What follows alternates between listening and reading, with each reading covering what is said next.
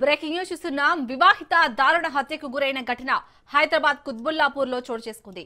Dundigal police station పరిధిలోని green hills కాలనీలో నివాసముంటున్న స్వాతి అనే మహిళను కత్తితో అతి దారుణంగా గొంతు కోసి హత్య చేశారు. సమాచారం అందుకున్న పోలీసులు ఘటనా స్థలానికి చేరుకొని పరిశీలించారు. హత్య కారణం వివాహేతర సంబంధమే కారణమని పోలీసులు అనుమానిస్తున్నారు. ఘటనపై కేసు నమోదు చేసుకున్న పోలీసులు దర్యాప్తు చేస్తున్నారు.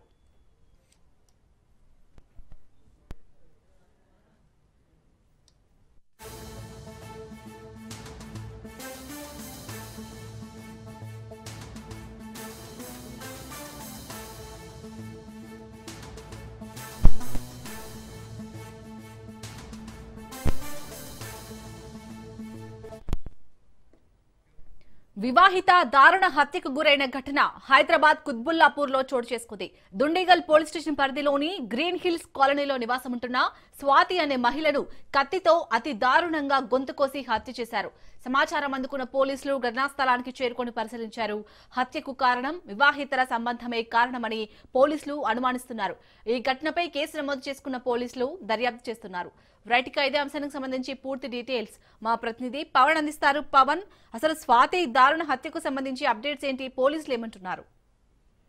ప్రస్తుతం పోలీసులు యొక్క దర్యాప్తు కూడా ప్రారంభించారు. అయితే ఈ యొక్క దుండిగల్ పరిధిలోని యొక్క గ్రీన్ హిల్స్ కాలనీలో స్వాతి అనే ఒక వివాహితను దారుణ హత్యకు కూడా గురైంది. అయితే ఈ యొక్క కత్తితో అతి దారుణంగా హత్య చేసి పారిపోయారు. ఘటన సంబంధించి పోలీసులు ప్రత్యేకంగా ఒక టీం ని కూడా ఫామ్ చేశారు. అయితే ఇదంతా కూడా అక్రమ సంబంధం సంబంధించిన నేపథ్యంలోనే హత్య జరిగినట్లుగా పోలీసులు ప్రాథమికంగా నిర్ధారణ కూడా వచ్చారు. దాని నేపథ్యంలోనే పూర్తిగా ఇన్వెస్టిగేషన్ కూడా ప్రారంభించారు. అంతేకాకుండా ఆమె వాడుతున్న యొక్క సెల్ ఫోన్ సంబంధించి కూడా ప్రజెంట్ స్వాధీనం చేసుకున్న పోలీసులు చివరిసారిగా ఫోన్ లో ఎవరితో మాట్లాడారు, వారికి సంబంధించిన వివరాలను కూడా సేకరించారు. అంతేకాకుండా ఇప్పటికే కాల్ లిస్ట్ ని కూడా పోలీసులు సేకరించారు. ఈ యొక్క కాల్ లిస్ట్ లో అత్యధికంగా ఎవరితో మాట్లాడింది, అంతేకాకుండా వాట్సాప్ చాట్ కావచ్చు, దీనికి సంబంధించిన అన్ని వివరాలను కూడా పోలీసులు సేకరించిన నేపథ్యంలో ఎవరైతే ఎక్కువ సమయంలో మాట్లాడతారో ఈమె ఆ వ్యక్తిని కూడా ప్రజెంట్ అదుపులోకి తీసుకోవడానికి కూడా పోలీసులు దీనికి సంబంధించి ప్రత్యేకంగా గాలింపు చర్యలు కూడా చేపడుతున్నారు. అయితే ఇదంతా కూడా అంటే ఒక భర్తకు భార్యకు మధ్య గొడవ జరుగుతున్న నేపథ్యంలోనే భర్త హత్య చేసి ఉంటారని చెప్పి కూడా కొంత అనుమానం వ్యక్తం చేస్తున్నారు. అయితే ప్రజెంట్ భర్త మాత్రం పరారిలో ఉన్నారు. కాబట్టి భర్తను పట్టుకుంటే దీనికి సంబంధించి అన్ని వివరాలు కూడా వెల్లోకి వచ్చే అవకాశం ఉంటుందనేది మాత్రం ప్రధానంగా పోలీసులు కూడా భావిస్తున్న నేపథ్యంలోనే భర్తకు సంబంధించిన యొక్క టవర్ లొకేషన్ కూడా పోలీసులు తెలుసుకుంటున్నారు. ఎందుకంటే భర్త ఇప్పుడు ఫోన్ స్విచ్ ఆఫ్ వస్తుంది కాబట్టి అతను ఫోన్ ఆన్ చేసిన వెంటనే దీనికి సంబంధించి కూడా ఒక సిగ్నల్ వస్తుంది టవర్ లొకేషన్, అప్పుడు త్వరగా పట్టుకునేందుకు కూడా పోలీసులు దీనికి సంబంధించి కూడా ఆరా తీస్తున్న పరిస్థితి కనిపిస్తుంది. ఓవరాల్ గా అంటే ఒక ఫోన్ లిస్ట్ కావచ్చు, ఇటు భర్తను అదుపులోకి తీసుకుంటే మాత్రం కేసుకు సంబంధించి వివరాలు కూడా వెలుగులోకి వచ్చే అవకాశం ఉంటుందనేది మాత్రం ప్రధానంగా అటు పోలీసులు చెప్తున్నారు. ప్రజెంట్ పోస్ట్ మార్టం నిమిత్తం కూడా ఉస్మానియా మార్చరీకి కూడా తరలించారు. అయితే ఎన్ని కత్తిపోట్లు జరిగాయి, దానికి సంబంధించి కూడా ఈ యొక్క పోస్ట్ మార్టం రిపోర్ట్ లో కూడా పూర్తిగా అన్ని ఆధారాలతో సహా దీనికి సంబంధించి అన్ని తెలుస్తాయని చెప్పి మరోవైపు పోలీసులు చెప్తున్నారు. ఎందుకంటే పోస్ట్ మార్టం చేసిన నేపథ్యంలో షార్ట్ ఒపీనియన్ కూడా వస్తుంది. అక్కడ షార్ట్ ఒపీనియన్ లో ఇప్పుడు కత్తిపోట్లు ఎన్ని పడ్డాయని దానికి సంబంధించి కూడా షార్ట్ ఒపీనియన్ వచ్చిన వెంటనే దీనికి సంబంధించి అన్ని వివరాలు చెప్తామని చెప్పి మరోవైపు పోలీసులు కూడా చెప్తున్నారు. పవన్, అలాగే స్వాతి కుటుంబ సభ్యులు ఏమంటున్నారు? అలాగే స్వాతి నివసిస్తున్న ఇంటి పక్కన ఉన్నవారు, వారి బంధువులు కానీ వారి దగ్గర నుంచి ఏమైనా సమాచారం అందుతుందా?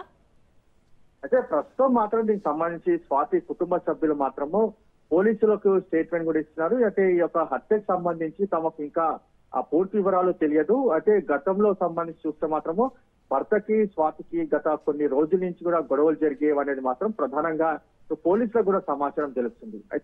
అయితే స్వాతి మాత్రం తరచూ ఫోన్ లో ఎక్కువగా మాట్లాడేదని మాత్రం ప్రధానంగా దీనికి సంబంధించి కొంత ప్రత్యక్ష సాక్షులు చెప్తున్న దీనికి సంబంధించి కూడా సేకరించారు. అయితే మొత్తానికి ఓవరాల్ గా ఈ కేసుకు సంబంధించి అన్ని ఆధారాలతో సహా పట్టుకుంటే పూర్తి వివరాలు తెలుస్తాయని చెప్పి మరోవైపు పోలీసులు కూడా చెప్తున్న పరిస్థితి ఉంది. Right, thank you Pavan. BRS Bhavan లో మాజీ మంత్రి జగదీష్ రెడ్డి మాట్లాడుతున్నారు. లైవ్ లో చూద్దాం.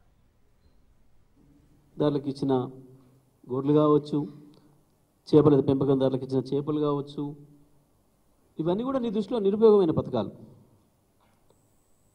ప్రజలకు ఇచ్చిన 24 గంటల కరెంటు కావచ్చు, మిషన్ భగీరథ ద్వారా ఇంటింటికి ఇచ్చిన మంచినీళ్ళు కావచ్చు, నిజమే ఇవన్నీ నీ దృష్టిలో నిరుపయోగమైనవి. ఎందుకంటే ఇంట్లో దేంట్లో కమిషన్ రాదు కదా, నీకు కమిషన్ వచ్చే పనులు చేస్తేనే ఉపయోగపడేవి. ఇవన్నీ ప్రజలకు ఉపయోగపడేవి, ప్రజల జీవితాల్లో వెలుగులు నింపేవి. అందుకనే నీకు ఎందుకు అవి నచ్చుతలేవు. హైదరాబాద్ డెవలప్మెంట్ మీద పెడదామా చర్చ? నువ్వు చర్చ పెట్టినా పెట్టకపోయినా జూబ్లీహిల్స్ ప్రజలు దానిపైన ఓటైపోతున్నారు రేపు. అది నీకు భయం అవుతుంది. జూబ్లీహిల్స్ ప్రజలు ఏ ఇంటికి పోయినా ఈ కులం ఆ కులం, ఈ మతం ఆ మతం, ఈ వయసు ఆ వయసు అనే ఏ తేడా లేకుండా అందరికందరూ ఏకగ్రీవంగా కేసీఆరే కావాలి, మళ్ళీ కేసీఆరే రావాలి. ఈ 2 సంవత్సరాల నుంచి ఒక పైసా పని మేము చూడలేదు. ఈ 2 సంవత్సరాలుగా ప్రభుత్వం అనేది ఒకటి ఉంది, మా కొరకు పనిచేసేదని మేము చూడలేదు. చూసిన కొద్దిమంది ఉన్నారు. ఎవరు అంటే నువ్వు నీ చేత కూలగొట్టబడ్డ ఇండ్ల బాధితులు, ఈ హైడ్రా చేత కూలగొట్టబడ్డ ఇండ్ల బాధితులు కొద్దిమంది ఆ ప్రాంతంలో తలదాచుకుంటున్నారు. ఆ పక్కన సున్నం చెరువు నుంచి కావచ్చు, ఇంకొక నుంచి వచ్చిన వాళ్ళు, పేదలు ఉండే ప్రాంతం అదే కాబట్టి వాళ్ళు కనబడుతున్నారు. ఈ ప్రభుత్వం ఏమైనా పని చేసింది అంటే ఆ చేసింది అని చెప్పేటోళ్ళు గాలు కనబడుతున్నారు. ఇంకొకటి పోలీస్ బాధితులు కనబడుతున్నారు. అడ్డగోలుగా ఇష్టం వచ్చిన పద్ధతుల్లో కేసులు పెడుతూ చట్టాన్ని చేతిలోకి తీసుకొని నీ కాంగ్రెస్ కార్యకర్తలలాగా పనిచేస్తున్న కొద్దిమంది పోలీస్ అధికారుల వల్ల ఇబ్బందులు పడుతున్న వాళ్ళు వీళ్ళిద్దరే కనబడుతున్నారు. ఈ ప్రభుత్వం ఏమైనా పనిచేసింది అని చెప్పే మా వర్గాలు ప్రతి ఒక్కరు చెప్తున్నారు. ఏ ఇంటికి పోయినా సార్ కేసీఆర్ ఉండగా మా ఇంట్లో కరెంటు బిల్లు 500 వచ్చింది, ఇప్పుడు 2,800 వచ్చింది అని చెప్తున్నాడు ఒక ఆయన. సార్ కేసీఆర్ ఉండగా మనుషులకు బిల్లు లేకుండే మాకు ఇప్పుడు మనుషుల బిల్లులు 12,000, 15,000, 20,000 పంపుతున్నారు అని చెప్తున్నారు. నీకు గై ఉపయోగపడే పనులాగా కనబడుతున్నాయి. ఇంకా దరిద్రంగా తను చేసింది చెప్పుకోవడానికి లేక కేటీఆర్ ఏదైతే ఛాలెంజ్ చేస్తుండో అభివృద్ధి మీద పదం మాట్లాడదామని మా చంద్రబాబు నాయుడు చేసిండు, మా రాజశేఖర రెడ్డి చేసిండు. సిగ్గనిపించదా? నువ్వు పెత్తనం తీసుకొని నేను మునగానే వచ్చినాక నాయన చేసింది తాత చేసింది చెప్పుకొని తిరుగుతావా?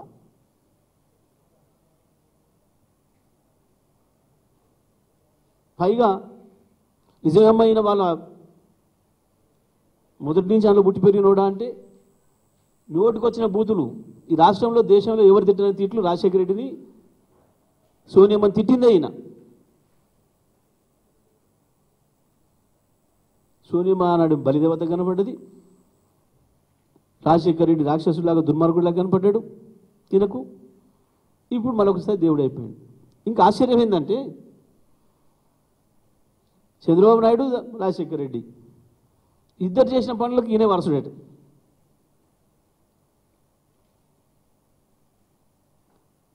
అసలు పోలిక పొంతనేమన్నా ఉందా మాట్లాడితే? జూబ్లీహిల్స్ ఉప ఎన్నికల్లో నువ్వు ప్రస్తావించాల్సిన అంశాలు ఏంటివి? ఏ బస్తీకి పోతే ఆడేమైనా సమస్యలు ఉంటే నేను గుర్తించిన ముఖ్యమంత్రిగా నా దృష్టికి వచ్చినాయి, ఇదేమైనా పరిష్కారం చేస్తా చెప్పాలి. ఇంకా పెద్ద అబద్ధం. సికింద్రాబాద్ ప్రజలు కూడా నవ్వుకుంటున్నారు, ఇప్పుడు బాధపడుతున్నారు. సికింద్రాబాద్లో నేను 4,000 కోట్లు పెట్టి అభివృద్ధి చేసిన ₹4 ఇవ్వలే ఇప్పటివరకు. ఎన్నికల అయిపోయిన కాంచి సికింద్రాబాద్లో ₹4 ఇవ్వలే ఇప్పటివరకు కంటోన్మెంట్లో. అక్కడ వాళ్ళు మాట్లాడుకోరు, అక్కడ వాళ్ళు చెడు చెప్తూనే ఉన్నారు. అన్ని అబద్ధం మాటలు, నమ్మకుంది అని పోరంబొక్కు మాటలు నమ్మకుంది అని చెప్పి ప్రతి ఒక్కరు మాట్లాడుకుంటున్నారు. ఒకరికి ఒకటి ఇక్కడి నుంచి అక్కడికి, అక్కడి నుంచి ఇక్కడికి.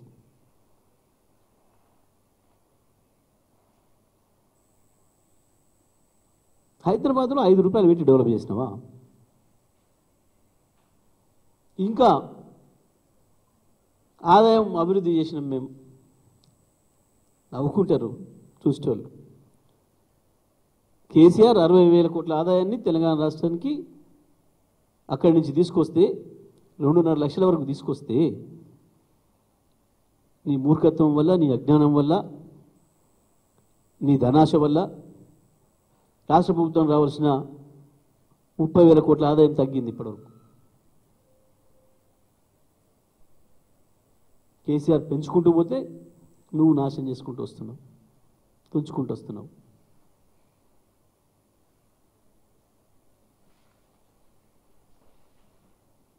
నిలబడతావా ఛాలెంజ్కి? పోదామా ప్రగతి భవన్కు? చూపిస్తావా అందులో బుల్లెట్ ప్రూఫ్ బాత్రూమ్? ఎందుకు నీకు అందులో కూర్చోడానికి భయమై బట్టి విక్రమ పంపినవా? అందులో వెనుక దమ్ముకున్న డోర్ రాకపోతే ఊపిరి ఆడుకుంటూ పోవాలని 100 రూమ్లో నిలిచినావు. చూపించాలి కదా ప్రజలకు తెల్లారిపోయి, మేము ఉన్న రోజు నీకు అవకాశం లేదు, లోపల రాలేదు, తీసుకుపోయి చూపించాలి కదా.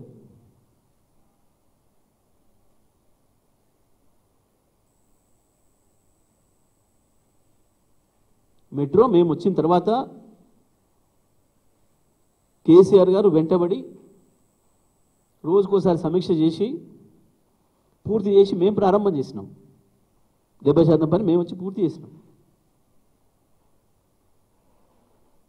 అది ఎవరు ప్రారంభించినా, ఏ ప్రభుత్వం ప్రారంభించినా ప్రజలకు ఉపయోగపడే పథకాలు కొనసాగాలి కాబట్టి, అది అవసరమైంది కాబట్టి హైదరాబాద్కు దాని విస్తరణకు కూడా అనేకమైన చర్యలు తీసుకున్నాం. నువ్వు వచ్చి నీ మూర్ఖత్వం వల్ల నిజంగా ఏ ప్రాంతాలు అవసరం ఉందో ఆ ప్రాంతాల్లో చేయకుండా హైదరాబాద్ ఇమేజ్ నాశనం చేస్తున్నాం.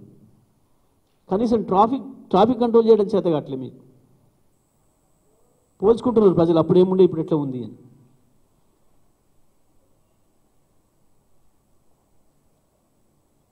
ఇప్పటికీ కాలేజీ పిల్లల్ని 100 మంది 180 మంది స్కూల్ పిల్లల్ని తిన్నావు, 800 మంది రైతులను చంపినావు నీ చేతగాని పరిపాలన వల్ల, నీ అసమర్థత వల్ల. కళాశాల యాజమాన్యాలను ఇబ్బంది పెట్టి, పిల్లల్ని ఇబ్బంది పెట్టి 5 రోజులు వాళ్ళ పాఠాలు పోగొట్టి లక్షలాది కుటుంబాలకి తిండి లేకుండా చేసినావు. ఆ ప్రైవేట్ కాలేజీలలో పనిచేస్తున్న వాళ్ళకి, ఉద్యోగస్తులకి. నేను భయపెట్టించి నడుపుతా. ఏం భయపెట్టిస్తావు? ఎంతకాలం భయపెట్టిస్తావు? ఒక్క మాటలు చెప్పాలంటే రేవంత్ రెడ్డికి ఎందుకో భయం మొదలైంది. రేవంత్ రెడ్డి మాటలలో తడబాటు కనపడుతుంది. జూబ్లీ హిల్స్ ఎన్నికల తర్వాత తనకేదో ఉపద్రవం వస్తున్నట్టుంది, తన పదవికి దానికి ఎసరు వస్తున్నట్టుంది. ఆ గందరగోళం నుంచెల్లి ఇటువంటి భాష ఉపయోగిస్తున్నాడు. సంబంధం లేని విషయాలు మాట్లాడుతున్నాడు. నిజమే, ఓటమి ఖాయమైంది, ఒప్పుకున్నావు. ఇది రెఫరెండం కాదు అని దాంట్లో తేలిపోయింది. అంత ఫ్రస్ట్రేషన్ అవసరం లేదు.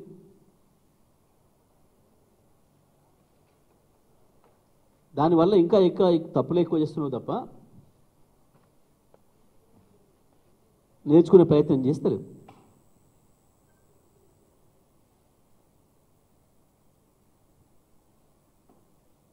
ఈ మూర్ఖ భాష, ఈ అజ్ఞాన మాటలు, ఈ బూత్ మాటలు బంద్ చేస్తే మంచిది రేవంత్ రెడ్డి. ఎప్పటికీ అదే పదవులు ఉంటా, ఎప్పటికీ నాకు చుట్టూ పోలీసులతో ఉంటా అని అనుకో. ప్రజలు అసహ్యించుకునే దశ వచ్చింది. నీ భాషకు, నీ పని విధానానికి. ఎంత ఉన్న వాళ్ళే మాట్లాడుతున్నారు. ఎమ్మెల్యేలు, ఎంపీలు, మంత్రులే మాట్లాడుతున్నారు. అసలు ఏం మాట్లాడుతున్నాడో తెలుస్తలేదు మాకు. మేము తలదించుకోవాల్సి వస్తుంది, మేము సమాధానం చెప్పాల్సి వస్తుంది. మమ్మల్ని అడుగుతున్నారు ఎవరిని ఎదురైన వాళ్ళు, ఏం భాష మీ ముఖ్యమంత్రిది, ఏం మాట్లాడుతున్నాడు అంటే మేము తలదించుకుంటున్నామని చెప్పి. నేను స్వయంగా నీ మంత్రులు, నీ ఎంపీలు, నీ ఎమ్మెల్యేలు మాట్లాడుతున్నారు నువ్వు చేస్తున్న దానికి. నువ్వు ఎన్ని చేసినా, ఎన్ని అరాచకాలు చేసినా, నువ్వు పోలీసులు వాడినా, నువ్వు ఎన్ని దుర్మార్గాలు చేసినా, ఏం చేసినా జూబ్లీ హిల్స్లో నువ్వు గెలవడం సాధ్యం కాదు. అది స్పష్టం తేలిపోయింది. రేవంత్ రెడ్డి నువ్వు ఫ్రస్ట్రేషన్లో పోయి ఇంకా ఇట్లా నేను ఇష్టం వచ్చినట్టు బూతులు మాట్లాడతా అనుకుంటే నేను చరిత్ర క్షమించదు. వీటన్నిటి కూడా నువ్వు అనుభవించాల్సిన పరిస్థితి వస్తుంది. చేసిన ప్రతి తప్పుకు, మాట్లాడిన ప్రతి మాటకు ఒళ్ళు దగ్గర పెట్టుకొని ఇప్పటికైనా భాష మార్చుకొని మాట్లాడితే మంచిది.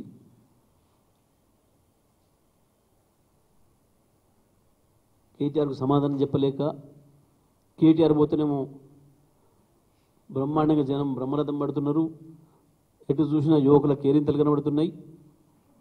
నువ్వు పోతే స్పందన లేదన్న ఏడుపు కనబడుతుంది. నిజమే, ఉండదు. నువ్వు పరిపాలనలో ఉన్నావు కాబట్టి సహజంగానే ఉండదు నీకు. పైగా ఆయన చేసిన పని ఏం లేదు కాబట్టి, నీ వల్ల ఉపయోగం పొందిన వాళ్ళు ఎవరు లేరు కాబట్టి అక్కడ రావడం లేదు నువ్వు పోతే.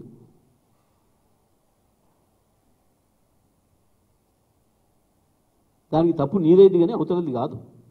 తప్పు నీది, కేటీఆర్ది కాదు. నీకు జనం రాకపోవడానికి, నీకు జనం సపోర్ట్ కొట్టకపోవడానికి కారణం కేటీఆర్ కాదు, నువ్వే. నువ్వే నువ్వు ఆ ఫ్రస్ట్రేషన్లో ఈ రకంగా మాట్లాడి ఆ పదవి గౌరవాన్ని తీయకు, తెలంగాణ గౌరవాన్ని తీయకు. ఇప్పటికే పోయింది. గుజరాత్, బీహార్ పోతే ఎలగొట్టే పరిస్థితి తెచ్చుకుంటువి నోటితోని. నేను నిలగొట్టరి, పొంగులేటిని పిలిపించుకోండి. అర్థం కావట్లేదా ఇంకా నీకు? ఆ సామెత ఉండే, అదేంది, వచ్చిరాని భాష మాట్లాడి వాళ్ళంతా వాళ్ళ కొట్టుకుండవడం అని. వచ్చిరాని మాట్లాడితే ఇప్పుడు అవతల వాళ్ళు తిట్టబట్టి వచ్చిన భాషలో తెలిసిన భాషలోనే మాట్లాడుతామాయి. ఎందుకు అహంకారం? ఎందుకు?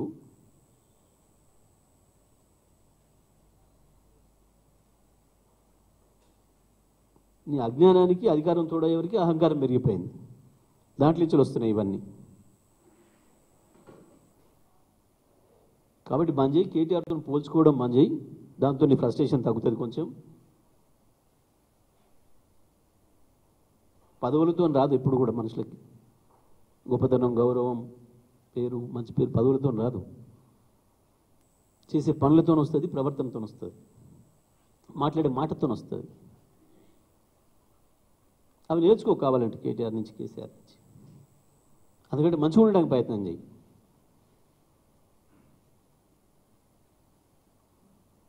ఇప్పటికైనా ముఖ్యమంత్రి భాష మార్చుకుంటే మంచిగా ఉంటుందని చెప్పి మేము టీఆర్ఎస్ పార్టీ నుంచి మేము హెచ్చరిస్తా ఉన్నాం.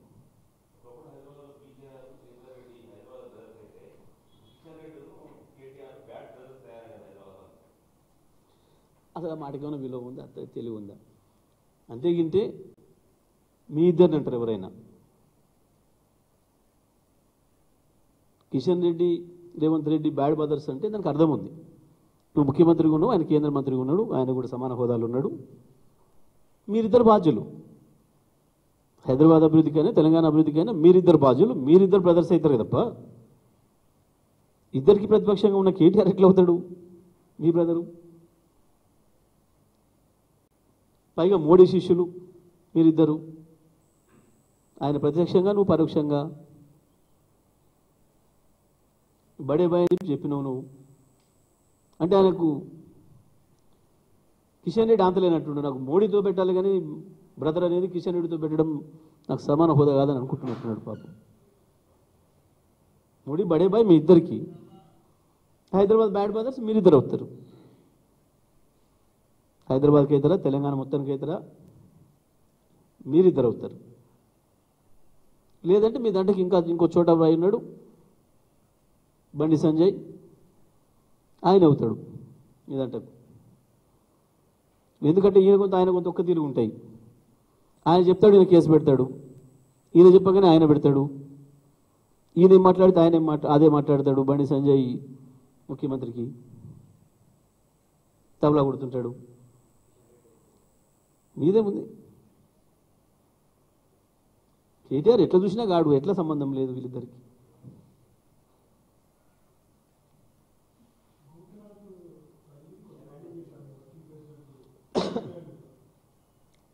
ఇక కాదు, అందరికీ తెలుసు. ఎవరు మాట్లాడిస్తారో తెలుసు, ఎవరు మాట్లాడిస్తారో అందరికీ తెలుసు. అది పెద్ద పట్టించుకున్న ముచ్చటే కాదు వాస్తవానికి. అది రేవంత్ రెడ్డి చేసే ప్రయత్నాల్లో, ఆ ఫ్రస్ట్రేషన్లో చేస్తున్న ప్రయత్నాలు కూడా అదొకటి.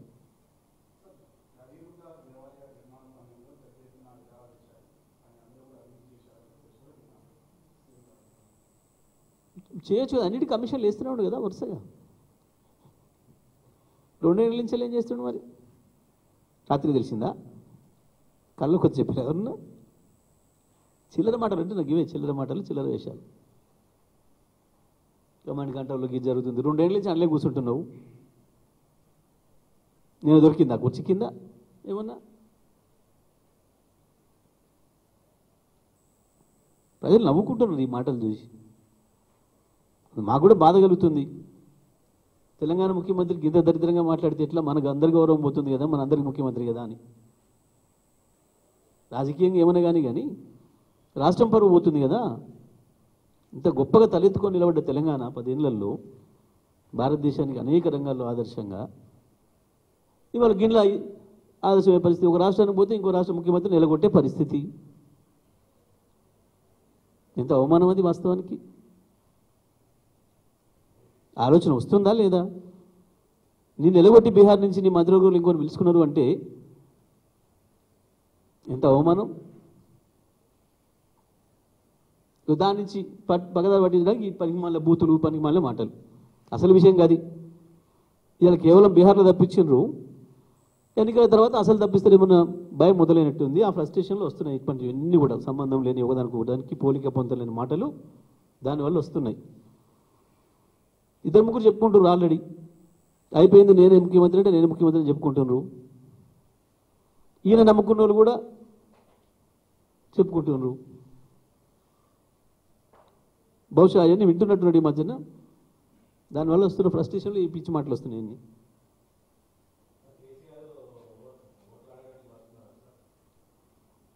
రోజు అడుగుతూనే ఉన్నాం కదా, మేమందరం కేసీఆర్లేమే కదా. ప్రజలే కేసీఆర్లే తయారైనరు కొత్తగా. చాలామందికి మీకు అర్థం కావట్లేదు. తెలంగాణ బీజేపీ కార్యాలయంలో కేంద్ర మంత్రి కిషన్ రెడ్డి మాట్లాడుతున్నారు. లైవ్ లో చూద్దాం.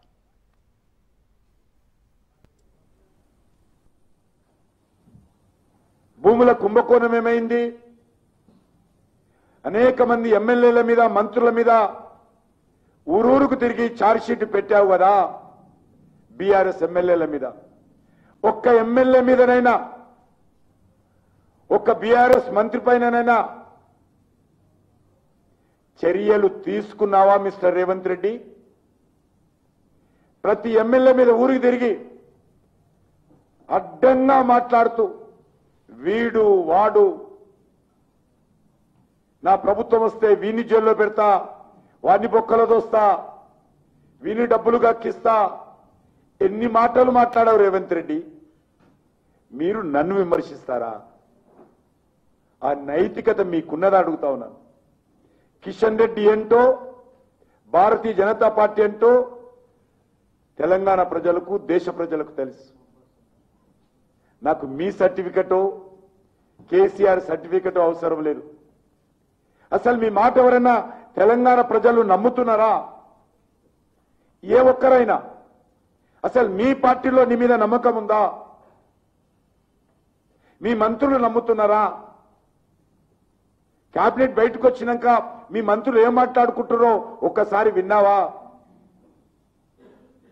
మీ మంత్రులు బయట మిగతా పార్టీలతో కలిసినప్పుడు, మిగతా కార్యకర్తలతో కలిసినప్పుడు మీ మీదంగా ఏ రకంగా మాట్లాడుకుంటారో ఒక్కసారి అవగాహన చేసుకున్నావా?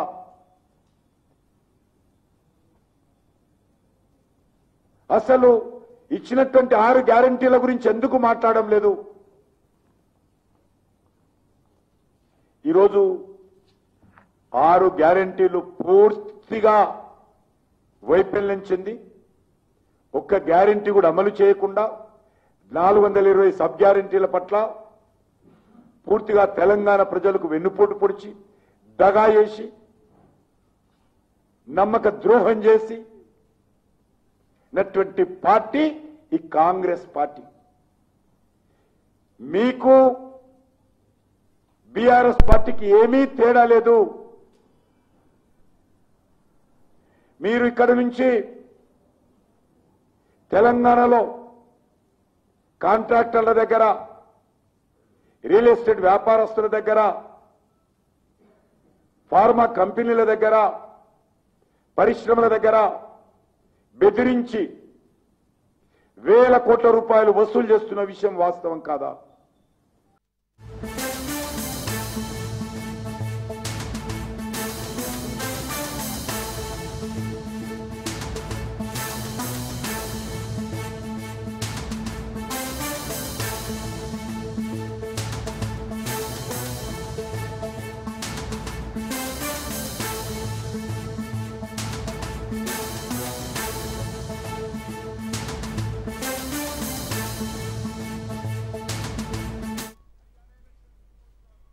హన్మకొండ జిల్లా ఎల్కతుర్తిలో నాటుకోళ్లు రోడ్లపై పత్తి చేనులలో పరిగెత్తాయి. వాటిని పట్టుకొని కోడికూర వండుకునేందుకు స్థానికులు పోటీపడ్డారు. డీసీఎం వ్యాన్ నిండా ఉన్న కోళ్లను ఎవరో అక్కడ వదిలి వెళ్లిపోయారు. రోడ్డుపై వదిలేసిన కోళ్లు పక్కనున్న పత్తి చేనులు పొలాల్లోకి వెళ్లాయి. వేలాది కోళ్లు కనబడగానే ఒక్క నిమిషం ఏం జరుగుతుందోనని ఆశ్చర్యపోయి అంతలోనే తేరుకొని ఎందుకైనా మంచిదని కోళ్లను పట్టుకున్నారు. ఒక్కొక్కళ్ళు 1, 2, 3 కోళ్లు కూడా పట్టుకొని పోయారు. ఇళ్లలో ఉన్న వాళ్ళకి ఫోన్లు చేసి ఎల్కతుర్తి జాతీయ రహదారి దగ్గరకు రావాలని పిలిచారు. ఊరి ప్రజలంతా కోళ్ల కోసం పరిగెత్తుకుంటూ వచ్చి వాటిని వెంటాడి పట్టుకొని ఇళ్లలోకి తీసుకుని వెళ్లిపోయారు. దాదాపు ఊర్లో ప్రతి ఒక్కరి ఇంట ఫ్రీగా వచ్చిన కోడి కూరే దర్శనమిచ్చింది. ప్రజలకు తిన్న తర్వాత గుర్తుకొచ్చింది, అసలింతకీ కోళ్లను ఎవరు పారేశారు, ఎందుకు పారేశారు, వాటికేమైనా రోగాలు ఉన్నాయా అనే ప్రశ్నలు కోళ్లు దొరకని వాళ్లకు వచ్చాయి. మొత్తం మీద 2000 వరకు కోళ్లు ఎల్కతుర్తి వాసులకు ఆహారమైపోయాయి.